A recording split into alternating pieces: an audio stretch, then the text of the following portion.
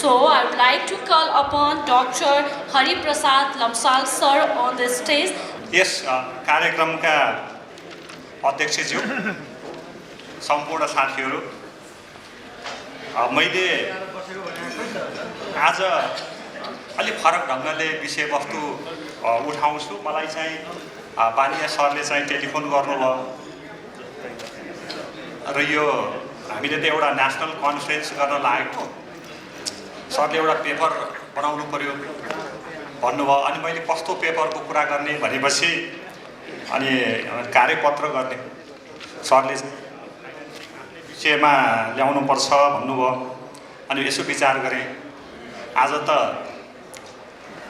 एकदमै उद्यमशील साथीहरू भएको ठाउँमा अब त्यो सरकारी अङ्क मात्रै बजेट ल्याएर के प्रस्तुत गरौँ, अलि नयाँ ढङ्गको बहस सिर्जना गर्नु पर्यो यो मुलुकमा।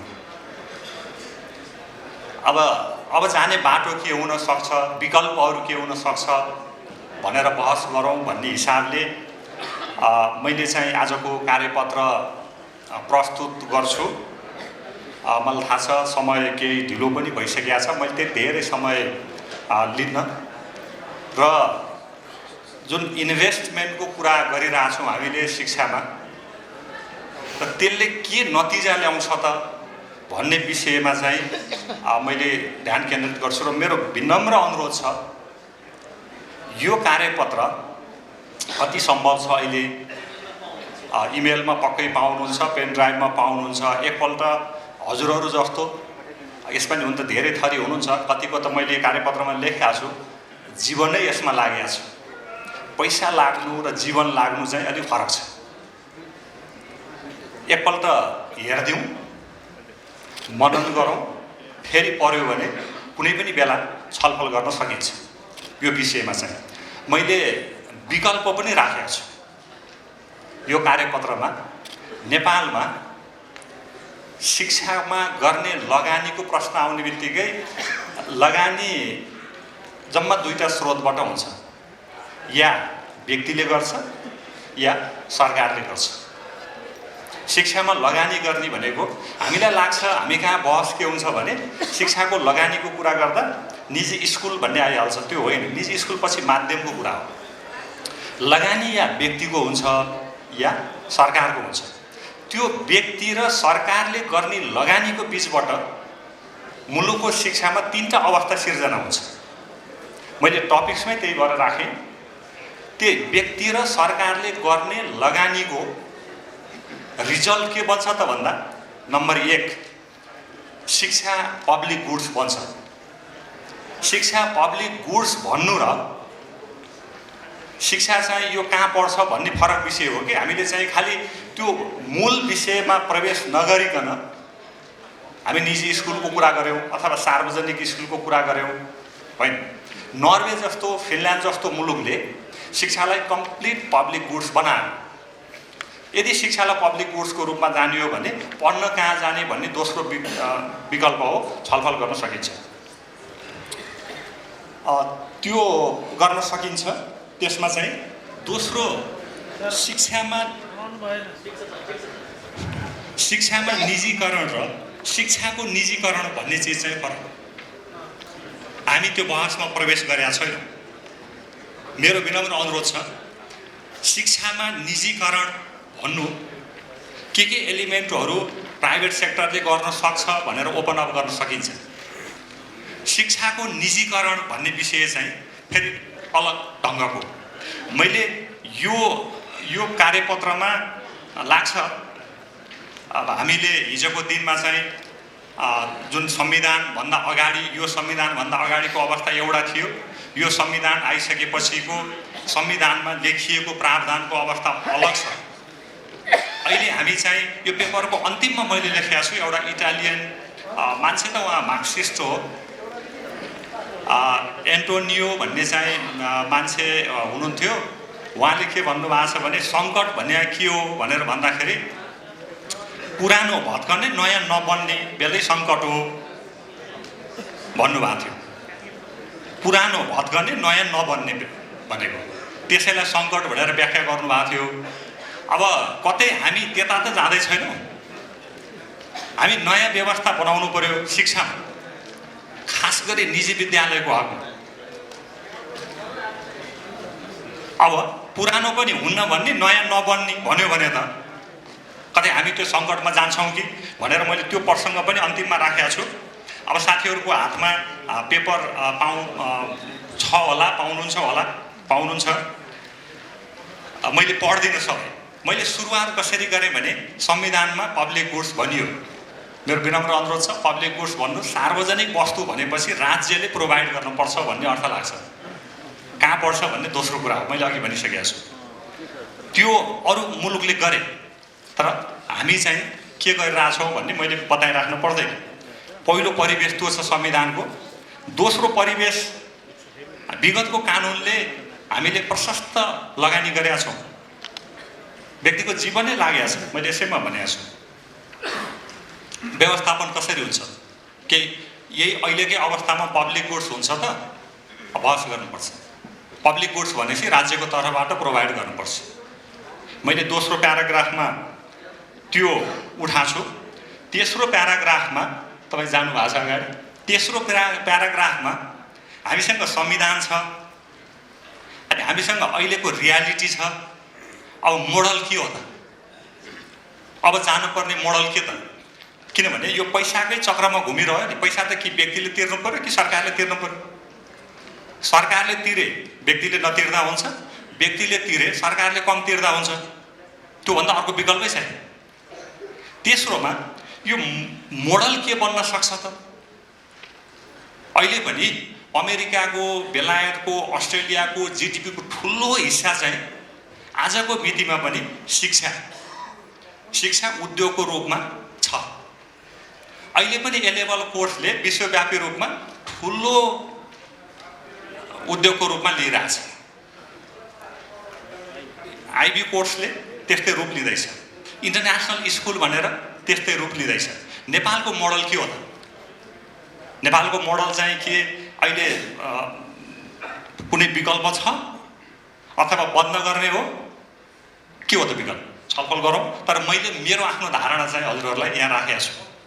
मलाई थाहा छ यसमा जीवनै लागेका निजीका साथीहरूको अगाडि बोलिरहेको छु। मैले यो कुरो भोलि अन्त पनि बोल्नुपर्ने हुनसक्छ। म सरकारी मान्छे पनि हो, तर यो पेपर चाहिँ मेरो आफ्नो पेपर, व्यक्तिगत मत भन्ने लेखेर आफ्नो पेपर दिइरहेको हुनाले सरकारको नीतिको कुरा पनि मैले यसमा समेटेको छु। र तीनटा कुरामा बहस गरौँ। शिक्षामा सार्वजनिकरण भनेको के, शिक्षामा निजीकरण भनेको के र शिक्षाको निजीकरण भनेको के? यदि यसलाई कन्टिन्युममा राखेर हेर्ने हो भने यसरी हेर्न सकिन्छ। एउटा लाइनमा, एउटा पोइन्टमा शिक्षाको सार्वजनिकरण छ र त्यसको अर्को इन्डमा चाहिँ शिक्षाको निजीकरण छ। र शिक्षामा निजीकरण त्यो कहीँ बिचमा पर्छ। किन मैले त्यो भनिरहेँ भने आजको 21औं शताब्दीमा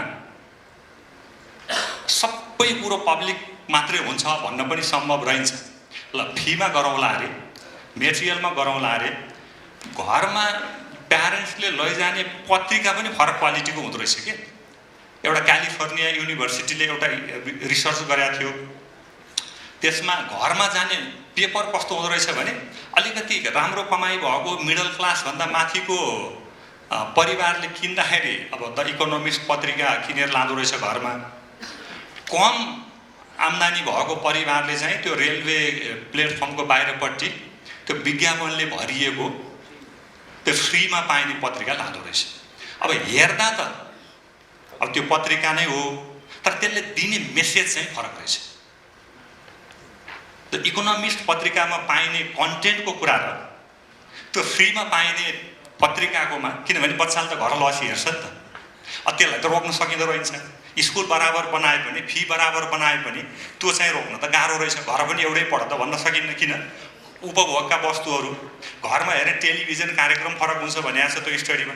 अनि त्यसको असर चाहिँ केमा पर्दो रहेछ भने बच्चाको लर्निङमा कहीँ न कहीँ पर्छ भनेपछि मैले त्यो शिक्षामा निजीकरण भनेको एउटा मध्यमार्गी धार बन्न सक्दो रहेछ, जुन घरमा रोक्न सक्दैनौँ हामीले। अब लिने मोबाइल डिभाइसै फरक हुने भयो। घरमा हेर्ने प्रोग्राम नै फरक हुने भयो, इक्विपमेन्ट नै फरक हुने भयो। जुन कुरालाई रोक्न सकिँदैन स्वीकार गरौँ। त्यसबाट मैले यो शिक्षामा निजीकरण भनेको केही एलिमेन्टहरू ल्याउन सकिन्छ, केही एलिमेन्टहरू निजी क्षेत्रको ल्याएर मजाले चलाउन सकिने रहेछ। मैले यो पेपरमा उल्लेख गरेको छु। र यदि मैले यही भन्छु, यदि शिक्षाको निजीकरण रोक्न कोही लाग्न पर्छ यो मुलुक भनेमा, निजी लगानीमा जो साथीहरू लाग्नु भएको छ हजुरहरू नै लाग्नुपर्छ। सुन्दा अचम्म लाग्ला, सुपरमार्केटको एक्जाम्पल हेरे पुग्छ, ठुल्ठुलो मल्टिनेसनल कम्पनीको एक्जाम्पल हेरे पुग्छ। के हुन्छ भने पछि आउनेले ठुलो पुँजी ल्याउँछ, ठुलो प्रविधि ल्याउँछ, अनि पुरानो त बढाइदिनुपर्छ नि। सरकारले हटाउन चाहेको भए साना व्यापारी, साना पसलले हट्न सक्थ्यो, हट्थेन। तर सुपरमार्केट आएपछि सानो व्यापारी त छेउछाउको त स्वतः हट्दो रहेछ। हेर्नुहोस् त, कि हामीले शिक्षामा खोजेका त्यही हो। त्यसले नोक्सान गर्दो रहेछ। त्यो सरकारलाई मात्रै नोक्सान होइन, त्यो विषय हामी जस्तो साथीहरूलाई पनि नोक्सान गर्छ। त्यसो भएर मेरो बहस गरौँ, छलफल गरौँ, हेरौँ। मेरो अनुरोध के छ भने शिक्षाको निजीकरण चाहिँ रोक्नुपर्छ। शिक्षामा निजीकरण केमा गर्ने बहस गरौँ, कसरी गर्ने बहस गरौँ। यो बजारको वस्तु जस्तो किनबेच गर्दै गएर जाने हो भने त्यसबाट सबैभन्दा पीडित पहिला कोही हुनुहुन्छ भने हजुरहरू हुनुहुन्छ। अहिले यतिकै पत्यार नलाग्न पनि सक्छ। हेर्दै जाउँ, संसारको अनुभवहरू हेरौँ। मैले त दुईवटा एक्जाम्पल दिएँ, सुपरमार्केटको एक्जाम्पल दिएँ र फ्री मार्केटमा पाइने अरू चिजहरूको एक्जाम्पल पनि छन्, मैले यसमा उल्लेख गरेको छु। त्यसो भएर त्यो शिक्षाको निजीकरण चाहिँ हार्मफुल हुन्छ। यो चाहिँ एकदमै बढ्दै गएर यो शुल्क बजारमा पाइने जस्तो एकदमै बढाबढमा जाने हो भने त्यसले सबैभन्दा पहिला चाहिँ औला ट्याक्स आउँछ अथवा प्रविधि आयो, यो कम्पिटिसन बढ्छ भन्ने होला, तर त्यसले लाभ गर्दैन। संसारको उदाहरण पनि त्यही भन्छ, अरू विकसित मुलुकको उदाहरणले पनि त्यही भन्छ। एउटा लिमिटसम्मको निजीकरणमा सम्भव छ। त्यो एलिमेन्ट्सहरू ल्यायो भने अब यो राज्यको क्षमताको कुरा हो, व्यवस्थापनको कुरा हो। एउटा कानुनले आइसकेका साथीहरूलाई व्यवस्थापन पनि गर्नु पर्यो, त्यसमा लुकाउनु पर्ने कुरै छैन। किनभने हिजो कानुनले दिएर प्रयोग गरेको अधिकार हो, आज चाहिँ साथीहरू त्यसमा लाग्नु भएको छ, जीवनै लागेको छ भनेपछि व्यवस्थापनको प्रश्न पनि हो, यहाँ कानुनको प्रश्न पनि हो। त्यसले यो विषय चाहिँ तीनटाको बिचमा हेर्दा जाने पनि नजाने पनि बिचमा चाहिँ धेरै मुलुक पसिसकेका छ। बिचको यो कन्टिन्युमको बिचतिर छन्। कोही अलि उता बढी छन्, कोही अलि यता धेरै बढी छन्। अब एकदमै क्यापिटलिस्ट मुलुकहरू हुनसक्छ, अर्को इनमा हुनसक्छ होला। यो इन भने नि कस्तो भने त्यो एउटा जोर्डन बी पिटरसन भन्नेले 12 रुल्स फर लाइफ भन्ने एउटा किताब लेख्नु भएको छ, मान्छे साइकोलोजिस्ट हो। त्यो एउटै चिजलाई दुईटा इनबाट हेऱ्यो भने फरक व्याख्या गर्न सकिन्छ भन्ने उहाँको मत छ। कि एउटा चाहिँ एउटा इनबाट हेर्दा अर्डर मात्रै देखिन्छ अरे, सबै चिज एकदम राम्रो छ भन्ने। अर्को इनमा गयो भने के होस् एकदमै बर्बादै छ भन्ने जस्तो देखिन्छ भन्ने थियो। यो निजीकरणको विषय पनि कम्प्लिट पब्लिक गुड्स। म आफू फाइनेन्सिङको विद्यार्थी, अहिलेको 21औं शताब्दीमा अहिले तत्कालै सम्भव छ जस्तो मलाई लाग्दैन कम्प्लिट पब्लिक गुड्स हुनलाई। 1950 को दशकमा सुरु गरेका विकसित मुलुक त अहिले केही न केही एलिमेन्टमा प्रवेश गरे। जस्तै एउटा एक्जाम्पल दिउँ न, हामीले के गर्यौँ, अब कोटा सिस्टम छुट्याएपछि अब मेरिटमा इन्ट्रान्स एक्जाम लिनु पर्यो। यो शिक्षामा निजीकरण भनेको त्यो पैसा मात्रै होइन कि, यदि भर्ना गर्दाखेरि प्रवेश परीक्षा लिइन्छ भने पनि त्यो चाहिँ एउटा निजीकरणको एउटा एलिमेन्ट ल्याएको हो। त्यो हामीलाई कति बहसमा के भएको छ भने शिक्षामा निजीकरण भन्ने बित्तिकै यो पुरै यो पैसा सरकारी नहुने, यो हुने त्यो हुने भन्ने मात्रै छ। टिचर कसरी छानिन्छ त्यसमा भर पर्छ, टेक्नोलोजीको कुरा कसरी प्रयोग गरिन्छ त्यसमा भर पर्छ, क्याचमेन्ट एरिया बनाइन्छ बनाइँदैन त्यसमा भर पर्छ। त्यसबाट त्यसमा चाहिँ हेर्न सकिन्छ। र यो तीनटा बहस र यसको एक्जाम्पल चाहिँ छ। निजीकरणले कम्प्लिट निजीकरणमा गयो भने यसले चाहिँ समस्या ल्याउन सक्छ भन्ने मैले यो पेपरमा उठाएँ। त्यसलाई चाहिँ सबै मिलेर एड्रेस गर्नु पर्यो। त्यसो भए नेपालको सन्दर्भमा मोडल के हो त? नेपालमा त समस्या छ। नेपालमा समस्या के छ? सार्वजनिक विद्यालय छ, शुल्क लिएका सार्वजनिक विद्यालय छ, निजी विद्यालय छ। निजी विद्यालयमा पनि फरक फरक क्याटेगोरीका विद्यालय छ भनेपछि हामी 3-4 थरीका क्याटेगोरी पाउन सक्छौँ हैन। अब त्यसो भने नेपालमा के त सरकारी बर्बाद हो, त्यो पनि भइन छ। गएको जेठ साउनतिर जस्तो लाग्छ एउटा राष्ट्रिय सम्मेलन भनेर सामुदायिक सार्वजनिक विद्यालयका 35वटा विद्यालय जतिलाई प्रस्तुतिकरणको लागि बोलाइएको थियो। भक्तपुरको बोर्डेमा त्यो कार्यक्रम भयो। मैले सबैको टिपेका थिएँ। त्यो 35वटा राम्रा भनेर बोलाएको विद्यालयमा शुल्क पैसा नउठाउने कोही पनि छैन। तर ती विद्यालय चाहिँ फेरि सार्वजनिक विद्यालय हो। हेर्नुहोस् है। अनि प्रश्न आयो, मैले सोधेँ कतिपय हेड सरहरूसँग सोधेँ, अब यो के पैसैले राम्रो भए हो? त्यसको विश्लेषण अलिक फरक ढङ्गले गर्नुपर्छ होला। पैसाले मात्रै होइन, त्यसमा त्यो म्यानेजमेन्टको प्रोक्युरमेन्टको कुरा पनि जोडिँदो रहेछ। त्यसपछि नेपालको मोडलको बारेमा कुरा गर्ने हो भने हायर एजुकेसनमा यसो हेऱ्यो भने टेक्निकल विषय पढ्न मान्छे सरकारीमा जाँदो रहेछ। महाराजगञ्जमा भर्ना पाउँदछन्, अर्कोलाई कमै खोज्छ। पुलचोकमा भर्ना पाउँदछन्, अर्कोमा जान अलिक कमै खोज्छ है। तर फेरि विद्यालय शिक्षामा हेऱ्यो भने अब निजी भनेर निजी लगानीमा जुन खोलिएको विद्यालय छ त्यहाँ पाउँदासम्म अन्त जान खोज्दो रहेछ। अब हायर एजुकेसनमा सरकारीमा बढी चाहना हुने, अब विद्यालय शिक्षामा निजीमा बढी चाहना हुने। के त यो सरकारी निजी भन्ने पनि चोइस होइन, जुन हामीले विद्यालय शिक्षाको मात्र हेर्दा भन्ने गर्छौँ त्यो पनि रहेछ। शिक्षण संस्थाको विशेषताको कुरा रहेछ। शिक्षण संस्थाले के विशेषता दिँदो रहेछ र मेरो निष्कर्ष के छ यसमा भने नेपालमा निजी विद्यालय भनेको सार्वजनिकको विकल्प होइन र सार्वजनिक विद्यालय भनेको निजीको विकल्प होइन। कम्प्लिमेन्ट्री रोल हुन सक्छ र हामीले नयाँ मोडल बनाउने हो भने यसमा ध्यान दिन जरुरी देखिन्छ।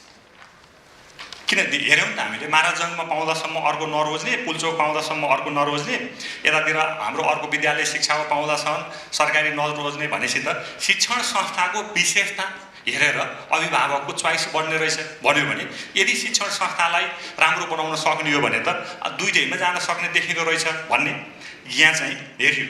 र अरू मुलुकको के छ त भन्यो भने हजुरहरूले अध्ययन गर्नुभएको छ, हेर्नु भएको छ, यो चाहे पुँजीवादी, समाजवादी, मिश्रित जुनसुकै अर्थव्यवस्था प्रयोग गरेको भए पनि तीनटै एक्जाम्पल पाइन्छ। तीनटै एक्जाम्पल भनेको शिक्षा सार्वजनिक पनि छ त्यहाँ, निजी लगानीको पनि छ त्यहाँ। चीनमा अन्तर्राष्ट्रिय स्कुल भनेर 100औं स्कुलहरू सञ्चालनमा छन् है। अब नर्वे जस्तो मुलुकमा पनि निजी विद्यालयहरू पाउन सकिन्छ। के रहेछ त यसको? किन यस्तो रहेछ त भन्यो भने मैले अघि भने नि, यदि विकल्प हो भन्यो भने बहस अन्त जान्छ। यो कम्प्लिमेन्ट्रीमा हो भन्यो भने बहसलाई एउटा सही ट्र्याकमा ल्याउन सकिँदो रहेछ। र त्यो कुरा मैले यो राखेको छु। र एउटा अचम्मको लाग्दो के छ भने हामी जस्तो जो आफूले जीवन लगाउनु भएको छ साथीहरूले बुझ्नुपर्ने, भक्तपुरबाट 100औं बसमा विद्यार्थी काठमाडौँ आउँछन् पढ्न। तर फेरि भक्तपुर पनि काठमाडौँबाट केही बस जान्छ। यो के रहेछ भने यदि शिक्षा केही न केही हामीले चाहे पनि नचाहे पनि कमोडिटीको रूपमा चाहिँ बढ्न थालेछ है। नागरिकको आय बढ्यो भने हजुरको आएको बच्चाले स्कुल चेन्ज गर्छ। प्यारेन्ट्सको इन्कम भयो भने कन्जम्सनको आइटम बदलिन्छ, उपभोग गर्ने बदलिन्छ, प्रयोग गर्ने सामग्री बदलिन्छ, अनि उसले जाने स्कुल बदलिन्छ, चिया खाने रेस्टुरेन्ट बदलिन्छ। त्यो हामीले रोकिँदैन। त्यसो हो भने त अहिले आएको प्यारेन्ट्स त भोलि हाम्रो आँदा नआउनु पनि सक्दो रहेछ। त्यसको चोइस त अर्कै पनि हुँदो रहेछ। त्यसपछि के नेपाल जस्तो मुलुकमा चाहिँ क्याचमेन्ट एरियाको सम्भव छ त? अहिलेको बेलामा यो भएको समस्या समाधान नगरिकन त्यो पनि त्यति सजिलो छैन होला है। मैले बहसमा यो विकल्प खोज्नेमा जाँदाखेरि 4वटा विकल्प प्रस्तुत गरेको छु। पहिलो चाहिँ सजिलो छ, नियमन बढाउँ भनेको। नियमन किन बढाउनु पर्यो भने अहिले भएका विद्यालय सबै यो मुलुकमा चल्दैन। निजी विद्यालय आवश्यक पनि पर्दैन। जब फुलबारी गोडमेल गरेर छाटिन्छ नि, अब यी छाट्ने कसरी त? कसैलाई बन्द गर्दा बन्द भएन। यो हजुरहरूलाई नि टाउको दुखाइ हुन्छ भोलि। छाट्ने कसरी त भन्दा जसरी बगैँचा गोडमेल गरिन्छ, यो नियमन बढाएर मापदण्ड इन्फोर्स गर्यो भने अहिलेका विद्यालयहरू पनि गोडमेल भएपछि छटनी हुन्छन्, मर्ज हुन्छन्। मान्छेलाई विकल्प दिनु पर्यो। एकैचोटि जबरजस्ती जा भन्दा रेसिस्ट गर्छ। बिस्तारै गयौँ र पहिलो अहिलेको सोलुसनमा अहिले गर्नुपर्ने भनेको पहिलो नियमन नै बनाउने। हामी चाहिँ मलाई लाग्छ यो पेपर हजुरहरूले हेर्नुहोस्, कुनै बेला फेरि पनि छलफल गरौँला। हामी शिक्षाको निजीकरणमा छैनौँ र हाम्रो कानुनले पनि दिँदैन। शिक्षामा निजीकरण कति डिग्रीमा गर्ने भन्ने मात्रै भनेको सरकारले केमा सहयोग गर्न सक्छ? ए बाबा, सरकारले अर्को 10% छात्रवृत्तिको सट्टामा 20% गराएर सब्सिडी बढाउने हो भने त अरू शुल्क पनि त घट्न सक्छ नि त। हामीले कहिले त्यो बारेमा बहस गरेका छौँ? गरेकै छैन। किनभने अहिले किन शुल्कको कुरा छ नि, यही शुल्क पनि घटाउन सकिन्छ। यही शुल्क घटाउन सकिन्छ। हजुरको छिमेकमा चाहिँ एउटा सार्वजनिक सामुदायिक विद्यालय छ। हामी मर्ज गर्ने नाममा ठाउँ खाली गरिरहेछौँ। हामीले हाम्रो दिमागले के सोचेका छैनौँ भने त्यहाँ पनि निजी विद्यालयको निजी म्यानेजमेन्टमा स्कुल चल्न सक्छ भन्ने सोचेकै छैन। त्यो भौतिक सम्पत्ति प्रयोग गरेर निजी म्यानेजमेन्टमा चल्न सक्छ भन्नेमा त नेपाल त बहसमा प्रवेश गरेकै छैन। त्यसो भएर पहिलो नियमनमा गरौँ र यो हुरीको डढेलो भन्छ नि, यही रूपमा जाने हो भने यो त्यसमा पर्छ। हिजो त कम्पनीमा रोकेको थियो हैन, त्यसको कारण थियो हामी बरु अब चाहिँ अलिकति फरक ढङ्गबाट जाउँ भन्ने थियो। अब अहिले यो सबै लगानीसँग जोडिएका विषयहरू अहिले स्थानीय तहले दियो भन्ने त्यस्तो छ भने रोक्न हजुरहरू लाग्नुपर्छ। त्यसले अस्वस्थ प्रतिस्पर्धा जनाउँछ, अनफेयर गेम हुन्छ। त्यति बेला त्यसले चाहिँ झन् के हुन्छ भने इस्टाब्लिसलाई पनि झन् भत्काउँदै लैजाने गर्छ। त्यसले दोस्रोमा त्यसो भए नयाँ मोडलमा जाउँ। एउटा जानुपर्ने कुनै दिन अब हामी हाम्रै बेलामा देख्छौँ देख्दैनौँ थाहा छैन, जानुपर्ने त सबै सार्वजनिकरणमा होला। कति वर्ष लाग्ला, त्यो एउटा आदर्श अवस्था हो। मैले आदर्श किन भने 1950 श्रीलङ्कामा 1947मा फ्री एन्ड कम्पल्सरी लागू भइसकेको थियो संविधान आउँदा है। अहिले पनि शिक्षाको अवस्था उस्तै छ। ल 47मा लागू भएको कम्पल्सरी आउँदा अहिले पनि उस्तै हुँदो रहेछ भनेपछि त यो त टाइम लाग्ने चिज रहेछ। त्यसो भए हामी चाहिँ त्यो आंशिक हो कि अधिक हो? यो कर्नरको त बन्द गरौँ जस्तो लाग्छ मलाई। हजुरहरूले हेर्नु होला, त्यो बिचको मध्येमा जान सकिन्छ। मैले मोडल 1 सार्वजनिकरण भने त्यसको चाहिँ अब कति लाग्छ मैले लेखेकै छु, यसमा समय लाग्न सक्छ। त्यो अहिले यत्तिकै भनेर आजको भोलि सिद्धान्त त होला सम्भव छैन। सबै सरकारले गरेर सबै व्यवस्थापन हुन्छ आजको भोलि नै भन्ने चाहिँ समय लाग्छ। यो त्यति सम्भव छैन। एकदम इमान्दार भएर भन्नुपर्छ। मोडल 2 सार्वजनिक सम्पत्ति व्यवस्थापन निजी गर्न सकिन्छ? हामी बहसै गरेका छैनौँ। अहिले त अचम्म लाग्यो, सरकारी मान्छेले आएर पनि यस्तो भन्यो भन्ने हुनसक्छ। यदि यो मुलुकको शिक्षामा नयाँ मोडल डेभलप गर्ने हो भने बहस गरौँ। सार्वजनिक सम्पत्ति निजी व्यवस्थापनमा प्रयोग गर्न दिँदा के हुन्छ भने त्यो विद्यार्थीबाट लिने शुल्क घट्छ के। यदि हामीले शिक्षा सार्वजनिकरण भनेको त प्यारेन्ट्सलाई कम तिर्ने बनाउने होला नि त। अब कोही तिर्ने हुन्छ होला, मैले त्यो पनि भनेको छु। दोस्रो, सार्वजनिक सम्पत्तिमा निजी व्यवस्थापनको कुरा गर्न सकिन्छ भने अहिले मैले भनेको साउनमा राष्ट्रिय सम्मेलन शिक्षा मन्त्रालयले गर्दा ती प्रस्तुत गरेका त्यो 35वटा विद्यालयहरू यही मोडलका हुन्। विद्यालयको नाम त सार्वजनिक छ तर शुल्क लिया छ। त्यो हजुरहरूको भन्दा शुल्क कम किन छ भन्दा त्यहाँ चाहिँ सार्वजनिक सम्पत्ति प्रयोग भइरहेछ, भवन प्रयोग भइरहेछ, सरकारी टिचर प्रयोग भइरहेछ भनेपछि त विद्यार्थीसँग थोरै लिँदा नि हुँदो रहेछ। यो मोडल अन्त प्रयोग गर्न सकिन्छ भने एकपल्ट बहस गरौँ त, सोचौँ त। त्यसको बारेमा हामीले केही सोच्न सकिन्छ होला। मोडल 2। मोडल 3 सरकारले अनुदान दिने निजी विद्यालयलाई सुन्न अचम्म लाग्न सक्छ। हामी कहाँ त पत्यार लाग्ने पनि छैन होइन त्यसैलाई काउन्ट पनि गरेका छैन हजुरहरूले दिएको 10% कति छ अब कसैको 10 होला कसैको धेरै होला कसैको थोरै होला त्यसलाई पनि लगानीको रूपमा काउन्ट भएर त्यो अरू आउने विद्यार्थीको घट्नेतिर पनि बहसै भएको छैन कि तेस्रो मोडल के हुन सक्दो रहेछ भने सरकारले यसलाई सपोर्ट गरिदियो भने अचम्म लाग्ला स्यामसङ कम्पनीलाई दक्षिण कोरियामा पहिला सरकारले सहयोग गरेर बलियो बनाएर अब इन्टरनेसनल मार्केटमा कम्पिट गर भनेर छोड्यो त्यो पनि त विकल्प हुँदो रहेछ नि त संस्था बलियो भयो भने ट्याक्स बढी तिर्दो रहेछ नियमन त गर्नुपर्छ होला नि त नियमनमा त जब सरकारको लगानी हुन्छ त्यहाँ लगानी कुन रूपमा भन्ने त बहस गर्न सकिन्छ शुल्कमा हो कि निशुल्कमा हो कि अरू अनुदान हो कि बहस गर्न सकिन्छ एउटै विद्यालयमा ठुलो विद्यालयमा निजी म्यानेजमेन्टमा लामो धेरै विद्यार्थी पढाउन सकिन्छ भने अब अहिले के देखियो भने थोरै विद्यार्थी भएको स्कुलको क्वालिटीमा त्यो विद्यार्थी लर्निङ एचिभमेन्टमा त्यत्रो जस्टिफाई गर्न सकेका छैन अहिले पब्लिक सिस्टमको कुरा गर्ने हो भने है तेस्रो मोडल अब चौथो मोडल साँच्चीकै फ्री मार्केटमा छोड्ने हो भने पनि छोडौँ भन्छु मैले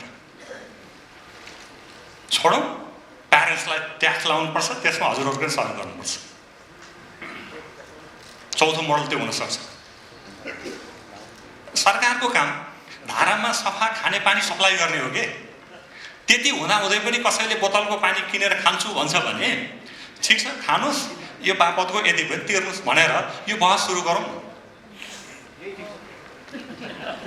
पानी खाएको आधारमा विभेद नगर्ने भनेर उप प्रधानमन्त्रीले हिजो भन्नुभएको होइन धारामा सप्लाई गर्ने पानी सफा हुनुपर्छ फेरि सरकारको धारामा एकदम सफा पानी दिने हो अहिले प्रश्न धारामा सफा पानी आएन भन्ने हुनसक्छ त्यसमा विभेद गर्न भएन म हिजोको भाषण नसुने पनि म त्यसमा सहमत छु तर सफा पानी सप्लाई गर्दा गर्दै पनि अहिले भइरहेछ नि त भने सबै एउटै उसमा गएको छ हजुरहरूलाई त पक्कै थाहा छ अस्ट्रेलियामा एज बार पनि नलाउने सिस्टम ल्याइसक्यो कि अब पढ्नलाई किन 10 वर्ष कुर्ने भने कोही एक्स्ट्रा अर्डिनरी छ भने स्कुल एजुकेसन पढ्नलाई 10 वर्ष कुर्नुपर्छ भन्ने के छ अमेरिकामा होम स्कुलिङ भनेर त्यत्रो आइसक्यो भोलि हाम्रा पनि नाउला भन्न सकिन्न नि है दिल्लीको त मैले पढाएर रहन्छु होम स्कुलिङ भन्ने यति आइसक्यो कि मैले घर बसेर मेरो छोराछोरीलाई पढाउँछु मेरो फ्यामिलीलाई पढाउँछु अनि व्यवस्था गरिदिनु पर्यो भन्ने आइसक्यो भने कहीँ न कहीँ ओपन अप गर्ने हो कि मैले 4वटा मोडल भने है त्यसपछि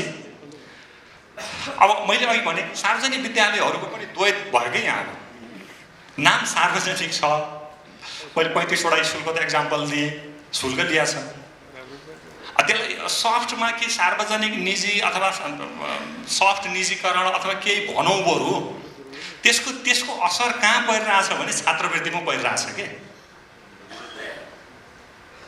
हेर्नुहोस् है त के भयो तल्लो कक्षासम्म निजीमा पढ्यो अनि माथिल्लो कक्षामा त्यहाँ सार्वजनिकमा गएर त्यो छात्रवृत्ति सरकारले टार्गेट गरेको ग्रुप को हो त भन्दा एकदमै न्यून वर्ग हो न्यून मध्यम वर्गले त अघि मैले भनेको 35वटा विद्यालय त भर्न पाउनै गाह्रो छ किन त्यहाँ कोटा सिस्टम छ प्रवेश परीक्षा हुन्छ त्यो पनि अङ्ग्रेजीमा हुन्छ जानै सक्दैन भनेपछि त उच्च मध्यम वर्ग हो उच्च मध्यम वर्ग त हजुरहरूको पनि त लक्ष्य समूह हो नि त हजुरहरूकै समूह गएको होइन उच्च मध्यम वर्गले त तिर्न सक्छ भन्यो भने यो बहस गर्नु पर्यो क्या यो विषय चाहिँ खालि यो लगानी भनेको यो पैसाको कति पैसा राख्यो कसले कति पैसा ल्यायो भन्ने बहस होइन हामी मोडलमा बहस गऱ्यौँ भने मलाई लाग्छ लगानीको सार्थकता कसले तिर्ने भन्नेमा पुग्न सकिन्छ त्यो भने मैले तेस्रोमा चौथो होइन मैले पनि सोच्ने मात्रै होला फेरि बनाउनु ठाउँ त अर्कै पनि हुनसक्छ होइन त्यसरी यो मेरो निजी पेपर हो भनिरहेको छु मैले विशिष्ट खालका विद्यालय चल्दो रहेछ त तब हामीले चाहे पनि नचाहे पनि मैले हजुरहरूलाई एउटा भुटानको एक्जाम्पल दिन्छु भुटानमा 11 कक्षामा पब्लिकमा पढ्ने विद्यार्थी माथिल्लो ग्रेडको हुन्छ त्यहाँ एउटा सरकारले के मैले त्यहाँको पूर्व शिक्षा मन्त्रीज्यूलाई भेटेको थिएँ एकपल्ट उहाँहरूले के एज बार लगाइदिनु भएछ भने त्यो ग्रेडको बार लगाइदिनु भएछ भने जुन हामी कहाँ हुन्छ नि सी ल्याएन भने साइन्स पढ्न नपाउने भने जस्तो अब यो भएन भने जेनरल पढ्न नपाउने त्यसको उद्देश्य के रहेछ बाँकी जतिलाई सी भन्दा तलको ग्रेडकोलाई चाहिँ भोकेसनल स्कुलमा पठाउने भन्ने रहेछ अब मुलुकले के रोकिया रहन्छ त्यहाँ भने उहाँहरूले चाहिँ दिल्ली जानलाई ब्याङ्कक जानलाई रोकिया रहन्छ अनि ब्याङ्ककमा दिल्लीमा त्यो C भन्दा तलको मान्छे पनि भर्ना हुन पाउँदो रहेछ विज्ञानमा फेरि। अनि त्यो मान्छे फर्केर आउने कहाँ रहेछ भने आफ्नै देशमा फर्केर आउने रहेछ। अनि उहाँहरूले पछि नीति कसरी चेन्ज गर्नुभएछ भने त्यसो भए ठिक छ प्राइभेट पनि ओपन अप गर्न दिउँ त भनेर राज्यले सहयोग गरेर 11-12मा पढ्नलाई चाहिँ प्राइभेट स्कुल चाहिँ सुरु भयो। भले सङ्ख्या सानो छ, त्यसै कारण हामीले बाहिरको मोडल हेर्दा कुन चाहिँ काम गर्छ भनेर बहस पनि त्यति भएन कि हामी कहाँ चाहिँ। हामीले यहाँ त्यो चार्टर्ड एकाउन्टेन्टको पढ्नलाई के गर्छौँ यहाँ धेरै छैन होइन। अघि पनि कुरा भएको थियो, दिल्लीको लक्ष्मीनगर जाँदा त नेपाली विद्यार्थी त 10,000 भेटिन्छ। आखिर ती फर्केर आउने त यही नै हो फेरि। अब हामीले जितिरहेछौँ कि हारिरहेछौँ? हेर्दा जितिरहे जस्तो देखिन्छ यहाँ कोटा तोकेर। वास्तवमा त ती मान्छे सबै फर्केर यहाँ आउने भएपछि त यही मार्केटमा प्ले गर्ने उनीहरूले पनि हो भने पहिले विचार गरौँ। त्यसो भए चौथो विकल्पमा विशिष्ट खालका पनि सोचौँ, जुन अघि मैले फ्री मार्केटमा जानेछ नि। हामीले ए लेभल यहाँ पढ्न नदिउँला, त्यो मान्छे बाहिर पढ्न गयो भने दिने कि नदिने? आइबी कोर्स यहाँ पढ्न नदिउँला, त्यो बाहिर गयो भने दिने कि नदिने? त्योभन्दा बरु त्यही संस्था ल्याएर यहीँ पार्टनरसिप गरेर रेगुलेटरी फ्रेमवर्कभित्र राख्न सकिन्छ भने बनाउन एउटा ग्लोबल सिटिजन भन्ने। सबै यो मुलुकको नागरिक ग्लोबल त बन्दैन होला, अघि लक्ष्मण सरले ग्लोबल भन्नुभएको थियो। अनि एउटा केही क्राइटेरिया त हुन्छ होला नि त। अब कसैले यतिसम्म भयो भने, अब कोही कर्मचारी नै युएनमा जागिर खान्छ भने उसको छोराछोरीले चाहिँ अब ए लेभल पढ्नै पाउँदैन अथवा आइबी पढ्नै पाउँदैन पनि किन भन्नु र भने के उस अरू अब जहाँसुकै जान सक्छ भने बरु नेपालमै पढाऊ भन्दाखेरि त यो विद्यालय पनि त चल्छ होला नि त। अहिले त्यो चीनले त्यही गर्यो त, इन्टरनेसनल स्कुल भनेर मजाले फी लिन्छ, तर त्यसमा पढ्न पाउने चाहिँ सर्टेन क्राइटेरिया छ। त्यो क्राइटेरिया चाहिँ भित्रकोले पढ्न पाउँछ। त्यसो हो भने यो 5वटा मोडलमा छलफल गरौँ। यो 5वटा मोडल भनेकै नेपालमा शिक्षाको बारेमा इन्भेस्टमेन्ट कस्तो हुने, इन्भेस्टमेन्ट कस्तो प्रकारको हुने, कसरी हुने, कसले गर्ने भन्ने चाहिँ हेर्ने हो। लक्ष्य पब्लिक हो। यो मुलुकमा भोलि सक्यो राज्यले भने के भयो, स्कुल पढ्न त पब्लिक गुड्स बनाएपछि त भाउचर दिए पनि त हुन्छ होला नि त, नक्साङ्कन हुन्छ होला नि त होइन? भाउचर दिएर जान पनि बनाउन सकिन्छ होला नि त। त्यसो भएर त्यसमा होइन बहस। र अन्तिममा हामी कहाँ 35,000 प्लस स्कुल छ भनिन्छ। 35,000 मध्ये अब बाँडौँ नि त यसलाई, यो कुन कुन मोडलमा कतिवटा पढ्दा रहेछ। यो 4वटा मोडलमा पर्ने, सबभन्दा कर्नरको छेउमा पर्ने पनि त हामी कोही हौँला नि त। त्यो त्यहाँ छौँ भने त्यसको क्यारेक्टरिस्टिक्स फलो गरे हुनु पऱ्यो। फेरि त्यो 35,000लाई 4वटा मोडलमा त्यो कन्टिन्युममा बाँडौँ। अनि राज्यको पनि सोच होला, राज्यले पब्लिक बनाउनेतिर सोच्यो भने अब पब्लिक बनाउन त त्यो बमोजिमका टुल्सहरू पनि प्रयोग गर्नुपर्ने भयो नि त। जस्तो हामी चाहिँ नक्साङ्कनमा जाने हो भने त्यो पनि हेरौँ।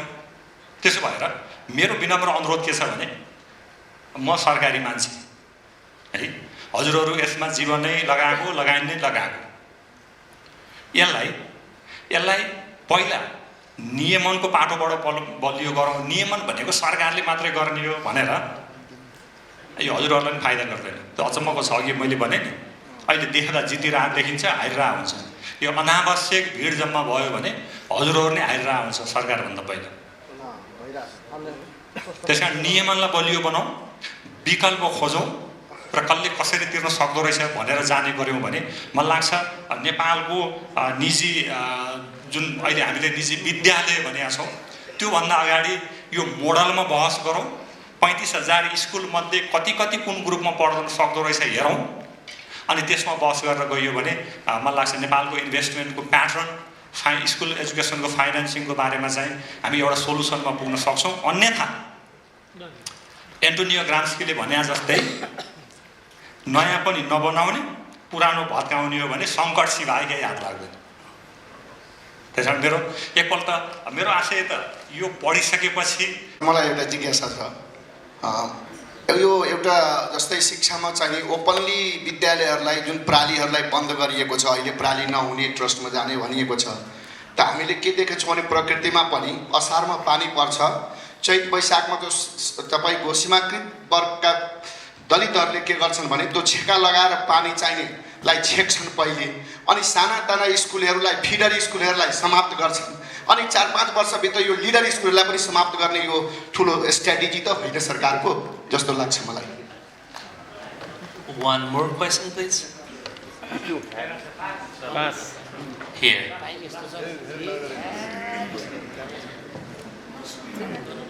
नगरौँ न समय यस्तो अलि भरे जवाफ Thank you, sir. के भन्नु छ भने कुरा तिम्रो छ एउटा म गरिहाल्छु। सरले डिबेट गरौँ छलफल गरौँ त भन्नुभयो, तर गभर्मेन्ट लेभलबाट निजी क्षेत्रलाई शिक्षा निर्देशिका जुन बनाइन्छ, त्यसपछि शिक्षा आयोग बनाइयो लगायतका अस्ति तपाईँले जो भनेको भक्तपुरको कार्यक्रममा पनि निजी क्षेत्रलाई बोलाइदिएर छलफलमा ल्याएको भए आज यतिका दिनसम्म कुर्नु पर्दैन होला। गभर्मेन्ट बायस छ भन्ने हामीलाई लागेको छ, यस विषयमा के छ सरको भनाइ? Thank you sir.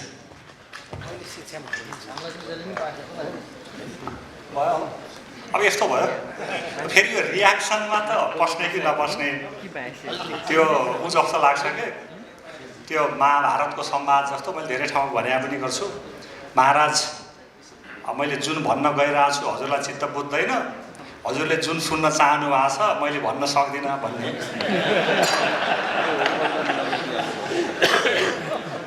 अविश्वास छ, सत्य कुरा हो, अविश्वास चिर्नुपर्छ। यो फेरि पनि हामी एकदमै रियाक्सनिस्ट छौँ क्या, म पनि छु हजुरहरू पनि हुनुहुन्छ।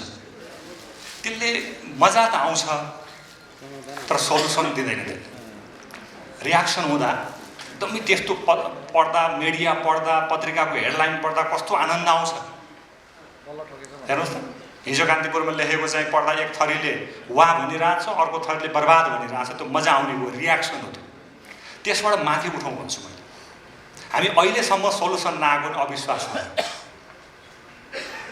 र फेरि अर्को कुरा भन्नै पर्छ, कम्पनी पनि हेर्नका हुन्छन् के। त्यति बेला चाहिँ हामीले के भनेको भने संस्थामै प्रफिट लिएर, संस्थामै रहेर संस्थालाई नै बलियो बनाउन कहीँ पनि रोकेको थियो। तर हजुरहरूले ग्यारेन्टी गर्न सक्नुहुन्छ त्यही मात्रै लागिरहेछ लगानी भन्ने ग्यारेन्टी गर्न सक्नुहुन्छ? सक्नुहुन्न। त्यसलाई मात्र रोक्न खोजे। संसारमा धेरै मुलुकको हेरौँ, कम्पनी भनेर यो कम्पनीको अर्को कम्पनीमा लाने अथवा अन्त लाने भन्ने चाहिँ नेपालमा बाहेक अन्त छैन नै भन्दा नि हुन्छ। तर संस्था बनाउने भन्ने कुरा बहस फरक छ। मैले अलिकति उल्लेख गरेको छु यहाँ, संस्था निर्माण कसरी हुन्छ। हाम्रो जयराज आचार्यले भन्नुभएको थियो नि, यदि बेलायतबाट अक्सफोर्ड झिक्दिने हो भने के रहन्छ त्यहाँ भन्ने तर्क थियो कि उहाँको। संस्था बन्नलाई अहिलेको कानुनले रोकेका थिएन, तर पनि अविश्वास छ। यो अब छलफल गर्दै जाँदा त आयोगमा हामी परिएन, नाम परेन, त्यो परेन, दुवैतिरको हो। मैले त्यो मध्यमार्गी बाटोमा चाहिँ, म सरकारी मान्छे हो फेरि भनिरहेको छु, र म बहस पनि गरेको मान्छे हो सरहरूसँग, म्याडमहरूसँग। तर यो अविश्वास चिरेर अगाडि गयौँ भने मलाई लाग्छ यो अहिले भएको चाहिँ हटाउन सकिन्छ। यो सरकारले निजी यो चलाउने भने त फाइनेन्सिङमा के हुन्छ भने नि, फाइनेन्सिङमा निजी विद्यालय पनि सरकारले शुल्क लिन अनुमति दिएर चले हो क्या। मैले सकेँ, हाम्रो बानिया सरले हात यसो गरेपछि पक्कै मलाई सक भने हो। त्यो अनुमति दिएको हुनाले यो सरकारले चलाउने त्यसले चलाउने भन्दा मैले त कहीँ भन्नु पऱ्यो भने विदेशी प्लेटफर्ममा जानु पऱ्यो भने पहिला निजीको एक्जाम्पल दिने मै गर्छु, किन राम्रो मुलुकको हो नि त त्यो कुरा त। यहाँभित्र बहसमा अब मलाई पनि हजुरहरूले के हेरिदिनुहुन्न भने यो चाहिँ सरकारी मान्छे भनेको सार्वजनिकको मात्रै हो, हाम्रो होइन। अथवा सार्वजनिक सरकारी मान्छेले पनि आफ्नो भनेको सार्वजनिक मात्रै हो, निजी होइन भन्नेलाई त्यो अविश्वास चिर्यौँ भने मलाई लाग्छ हामीले सल्युसन हुन्छ। बहस गरौँ, जाउँ। हस्, धन्यवाद, नमस्कार।